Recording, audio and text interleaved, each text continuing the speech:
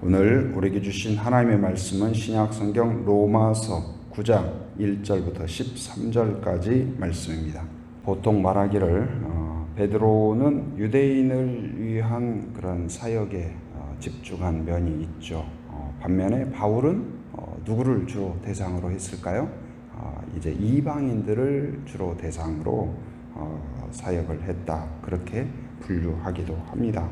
그런데 오늘 말씀을 통하여서는 이 바울이 자기 민족, 그 이스라엘에 대한 깊은 사랑 그리고 안타까워하는 그 간절한 마음을 엿볼 수 있을 것 같습니다. 바울이 지금 1절부터 3절까지 살펴보면 바울이 굉장히 근심하며 그리고 간절한 그 마음을 엿볼 수가 있는데요. 1절, 2절 말씀 우리 같이 한번 읽어보도록 하겠습니다. 자, 시작. 내가 그리스도 안에서 참말을 하고 거짓말을 아니하노라. 나에게 큰 근심이 있는 것과 마음에 그치지 않는 고통이 있는 것을 내 양심이 성령 안에서 나와 더불어 증언하노라. 여기에 보면 내가는 이제 바울이겠죠. 바울. 그리스도 안에서. 이제 바울은 이 표현을 아주 잘 씁니다. 그리스도 안과 밖. 성도는 어디에 있는 사람일까요? 그리스도 안에 있을까요? 밖에 있을까요? 그리스도 안에 있어요. 예수님을 내 안에 모시면 신기하게도 예수님이 내 안에 계시면 내가 또 어디에 있어요? 예수 안에 있게 돼요. 이게 아주 신비한 사건이고 예수님 안에 들어가는 유일한 길이 뭐예요? 예수님을 내 안에 모시는 거예요. 내 안에 왕으로 구주로 모시면 나는 어디에 있다? 예수 안에 있고 예수 안에 우리가 거하면 또 어디에 있어요? 하나님 나라 안에 있고 하나님의 사랑 가운데 있고 하나님의 은혜 가운데 있고 하나님의 능력 가운데 있고 하나님의 계획 가운데 있다. 그러니까 놀라운 신비예요. 그래서 우리가 예수님을 영접한다는 것은 참으로 인생 가운데 얻을 수 있는 최고의 복이요, 최고의 행운이다. 그래서 다른 것 조금 부족해도 다른 것 조금 힘들어도 예수님이 내 안에 계시다는 그거 한 가지로 여러분이 기뻐하고 즐거워하고 행복해하고 여러분 그것이 여러분의 행복의 근원이 되길 바랍니다. 뭐 좀 되면 막 할렐루야 하고 안 되면 그냥 뭐 하나님 이럴 수 있냐고, 그게 아니라 예수님이 네 안에 계시다는 사실로 어려운 때에 인내하고 힘든 때에 주님과 동행하고 즐거운 때에 감사하고 찬양하고 그럴 수 있는 성도가 되길 바랍니다. 그래서 바울은 이 예수 안 이 표현을 아주 좋아했고 즐거워했고 매우 중요하게 생각했어요. 그래서 우리가 항상 그래서 우리의 생각도 계획도 인생의 모든 그 여정도 뭐가 중요하냐? 예수 안에 있는 것이 중요해요. 예수 안에서. 그래서 기도를 한다. 이것도 뭐예요?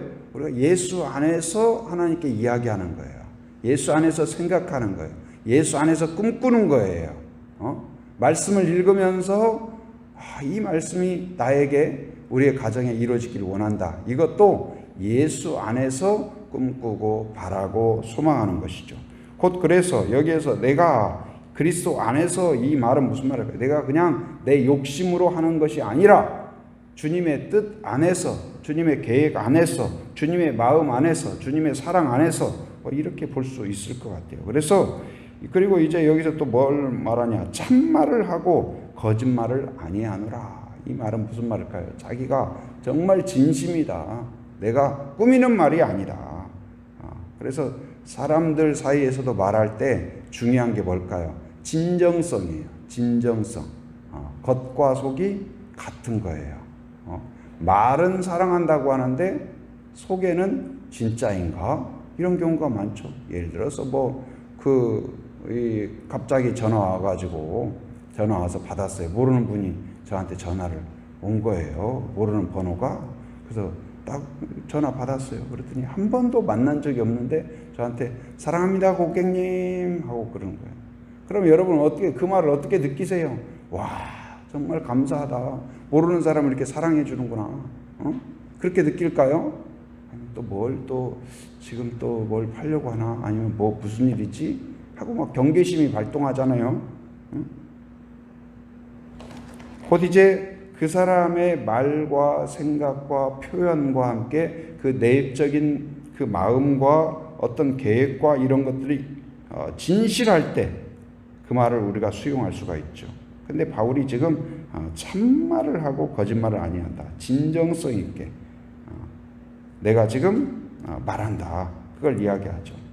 그리고 어떤 걸 이야기해요? 나에게 큰 근심이 있는 것과 마음에 그치지 않는 고통이 뭔가 심각한 게 있죠. 이게 뭘까? 응? 근데 그 내용이 무엇이냐면, 자, 3절 한번 읽어보겠습니다. 자, 시작. 나의 형제 곧 고륙의 친척을 위하여 내 자신이 저주를 받아 그리스도에게서 끊어질지라도 원하는 바로다.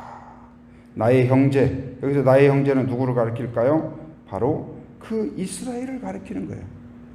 이방인을 주로 대상으로 선교하고 또한 가서 교회를 세우고 개척하고 한 바울이지만 그의 마음속에 떠날 수 없고 마음에서 지워지지 않는 대상이 누구예요? 늘 마음속에 유대인들이었어요. 자기 민족이에요. 자기 민족이 아이러니하게도 이제 오늘 본문 뒷부분에서 나오는데, 이 유대인들은 그 이스라엘은 특별한 사랑을 받았죠. 하나님의 택함을 받았고 아브라함에게 하나님이 언약을 하셨고 이삭에게 야곱에게 언약을 하셨고 축복하셨고 축복의 통로가 되도록 하셨는데, 또 하나님께서 모세를 통하여 율법을 주셨죠. 율법을 주셨고 약속을 주셨고 하나님의 역사가 나타났고 수많은 선지자가 나타났고, 그런데 이 유대인을 통하여서 누가 오셨어요? 메시아가 오셨죠. 그런데 정작 그러면은 제일 먼저 예수님을 환영해야 될 사람이 누구예요? 지금까지 모든 과정을 살펴볼 때 아브라함을 주셨고 이삭을 주셨고 야곱을 주셨고 말씀을 주셨고 성전을 주셨고 모든 그런 은혜 가운데에서 기다리던 메시아가 오시면 제일 먼저 버선발로 나가서 환영하고 기뻐하고 즐거워하고 손을 흔들고 춤을 춰야 할 사람들이 누구예요? 유대인들인데, 이스라엘인데, 지금 정작 어때요? 예수님이 오셨을 때에는 예수님을 환영하기는커녕 지금 오히려 경계하고 미워하고 그리고 결국은 십자가에 죽기까지 거부하고, 이런 아이러니하고 역설적인 상황에 대하여 지금 바울이 어때요? 가슴을 찢고 아파하는 거예요. 그러지 않겠어요?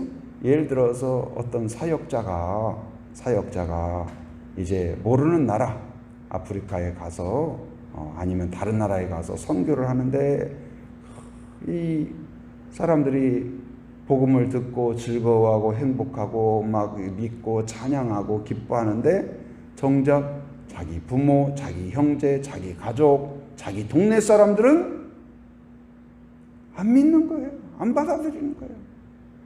도대체 그게 뭔 고생이냐? 빨리 와라! 그런 말만 하지 그 복음의 가치를 받아들이지 못할 때 안타까워하는 마음. 근데 오늘 바울의 마음이 지금 그런 마음이에요. 곧 이제 뭐라고까지 이야기해요? 내가 내 자신이 뭘 받아? 저주를 받아. 저주를 받는다고 해도 내가 그것을 원한다. 뭐요? 우리의 민족이 누구를 받아들이기를? 예수님을 받아들이기를. 예수님을 받아들이기를. 그토록 원했어요. 간절하게. 저주를 받아서, 여기서 저주를 받는다는 말은 이제 또 다르게 보면 뭐냐면 하나님한테 완전히 드려질 그 어떤 제물이 된다. 내가 너희들을 위한 제물이 되어서 완전히 타서 없어진다고 할지라도 내가 그것을 원한다. 그 간절함을 볼 수가 있죠. 간절함. 마치 이 바울의 기도, 매우 그리스도인으로서는 할 수 없는 심각한 말을 하죠. 뭐라고 이야기해요? 그리스도에게서 끊어질지라도 어떤다? 원하는 바로다. 무엇을요? 우리의 민족이 돌아오기를. 누구에게요? 예수님에게 돌아오기를 간절히 원한다. 어느 정도? 내가 예수님한테 끊어질지라도. 여러분, 우리가 모를 때는 몰랐지만 예수님을 믿고 보니까 예수님과 내가 끊어진다는 일은 상상이 돼요? 여러분, 무엇을 두고 내가 예수님과 끊어질지라도 이걸 원한다고 할 일이 뭐가 있겠어요? 여러분, 땅을 1000평 누가 준다. 예수 믿지 마라. 그러면 그 땅을 얻겠어요? 그건 있을 수 없는 일이죠. 세상에 어떤 것도 예수님과 나 사이를 끊을 수 없고 끊어서도 안 되는데 바울이 그 정도의 간절함으로 이야기하고 있어요. 뭘요? 나의 사랑하는 민족, 그 동족이 돌아오기를, 하나님 앞에 돌아오기를, 예수님 앞에 돌아오기를. 그런데 이러한 기도는 성경에 보면 몇 군데가 또 있어요. 뭘 연상할 수 있냐? 출애굽기 32장 32절에 보면 모세의 기도가 나와요. 모세가 이제 광야에 있던 그 이스라엘 민족들이 얼마나 배은망덕합니까 하나님께. 그런데 그 민족을 향하여서 모세가 어떻게 기도해요? 그러나 이제 그들의 죄를 사하시옵소서. 그렇지 아니하시면 원하건대 주께서 기록하신 책에서 내 이름을 지워버려 주옵소서. 기록한 책이 무슨 책일까요? 생명책이에요. 생명책에서 지우더라도, 그러니까 그 정도의 간절함으로 간구하는 게 뭐예요? 바로 우리 민족을, 이 이스라엘을 긍휼히 여겨 주옵소서. 죄를 용서하여 주옵소서. 여러분, 근데 자녀가 어떤 심각한 문제를 일으켰다. 그럼 부모가 가서 무릎을 꿇고 사과를 하면서 내가 모욕을 당할지언정 그 아이를 보호하고 싶은 마음이 있지 않겠어요?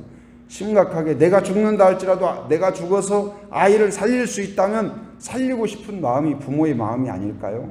바로 오늘 바울은 영적인 그 부모의 마음을 이야기하고 있어요. 모세도 마찬가지예요. 그런데 예수님도 마찬가지예요. 예수님도 어떻게 하셨을까요? 예수님도 예수님이 돌아가시기 전에 기도를 하죠. 어디에서요? 겟세마네 동산에서. 그래서 일명 예수님이 그 하신 기도를 겟세마네 기도 그렇게도 하죠. 그래서 이 땀방울이 무엇과 같았다? 핏방울과 같이 그 간절함, 깊은 그 아픔과 간절함으로 기도하는 것이죠. 자신을 위한 고통이 아니에요. 누구에 대한 고통이에요? 바로 이 사람들이 하나님 앞에 돌아와야 되는데, 그래서 실제로 이 지금 바울과 모세는 나를 끊어버리십시오 말은 했지만 끊어지진 않았죠. 근데 예수님은 어땠어요? 진짜 끊어졌어요. 자기의 몸을 완전히 제물로 드렸고.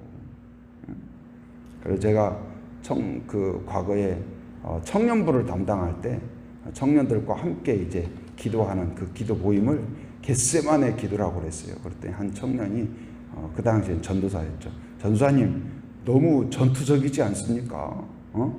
좀 은혜로운 기도에 그렇게 말씀하시지. 겟세마네 기도에 하면 우리도 막 핏방울이 떨어지도록 기도하고 막 죽음을 앞두고 기도하고 막 그래야 될 것 같은, 너무 좀 그런다.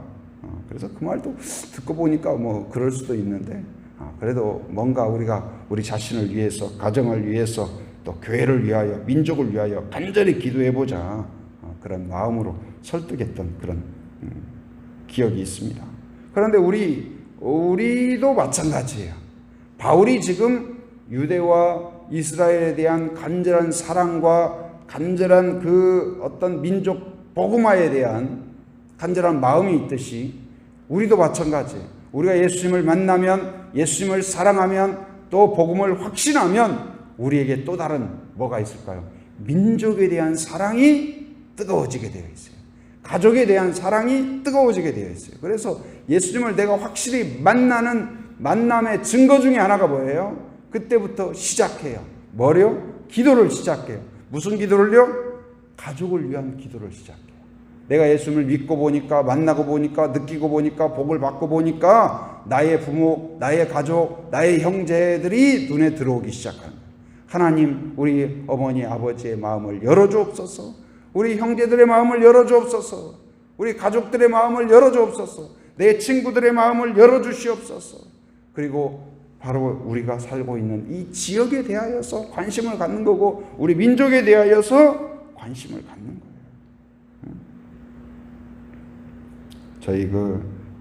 저희 가정도, 우리나라가 뭐 처음부터 예수 믿었던 가정이 얼마나 있겠어요? 없죠. 물론 이제 지금은 뭐 3대, 4대, 5대, 6대도 있나 모르겠네요. 6대도 있을 수 있겠네요. 그래서 그렇지만 뭐 10대, 11대 아직 우리나라는 그 정도까지는 안 될 것 같아요.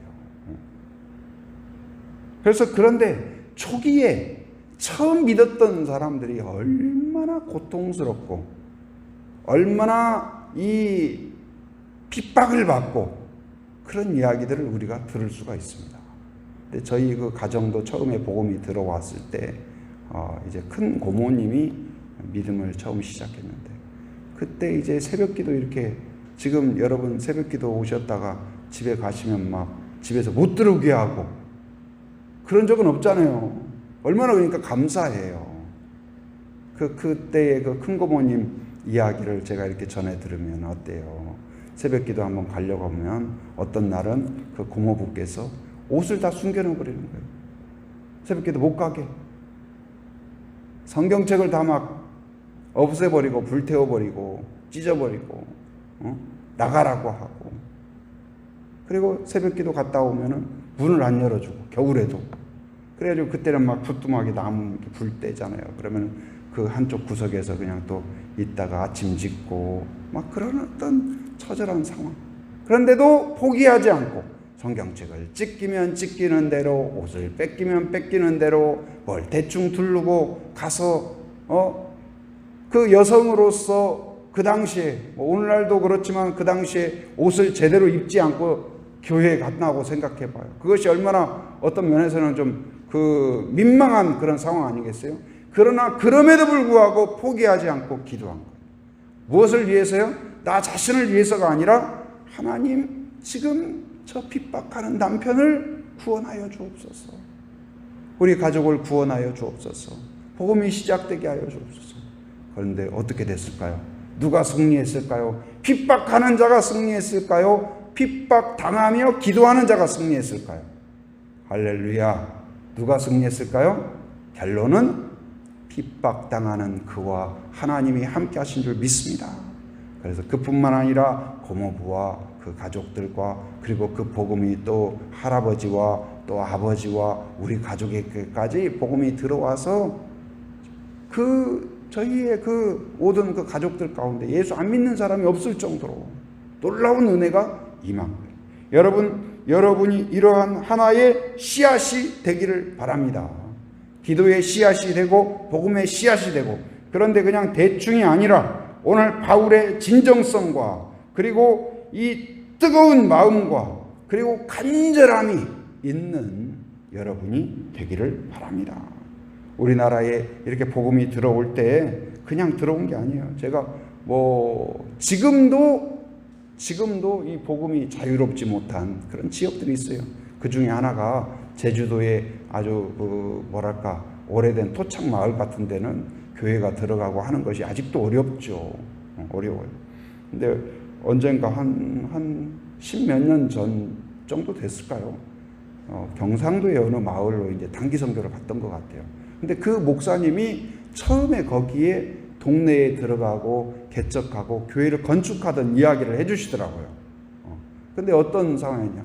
이제 어렵게 들어가서 사람들의 무시와 천대와 핍박 가운데 교회 그 마을에 들어가서 이제 마을 동네에 완전히 들어가지도 못하고 이렇게 변두리에 어디 대충 지내시다가 교회를 이제 어떻게 해서 지으려고 하는 거예요. 뭐 교회도 어떻게 반듯하게 짓겠어요? 근데 동네 사람들이 와서 어떻게 하냐면 막 뭘 싣고 오더래요. 그래서 교회 지으니까 뭘 축하하러 오는 게 아니고 뭘 싣고 온지 알아요? 오물. 과거에는 그 막 뭐 싣고 다니잖아요. 뭘 아니면 퍼가지고 다니고 그 오물을 가지고 와가지고 건축 기초 놓은 데에다가 다 막 뿌려버리고 막 그런 수모를 당하고 멱살 잡히고 그런 것 다반사. 그런데도 어떻게 했을까요? 포기하지 않고 기도하고 축복하고. 그런데 그 오물을 끼얹었던 사람들이 결국은 어떻게 됐을까요? 집사가 되고 기도자가 되고 오물을 끼얹은 사람이 와서 그 자리에서 기도하는 기적이 일어난 거예요. 할렐루야. 성경의 역사는 핍박하는 자가 이기는 게 아니고 예수 안에서 핍박받으면서도 진정성과 간절함과 뜨거움을 잃지 않는 바울과 같은 사람을 통하여 역사한다는 사실을 기억하기 바랍니다.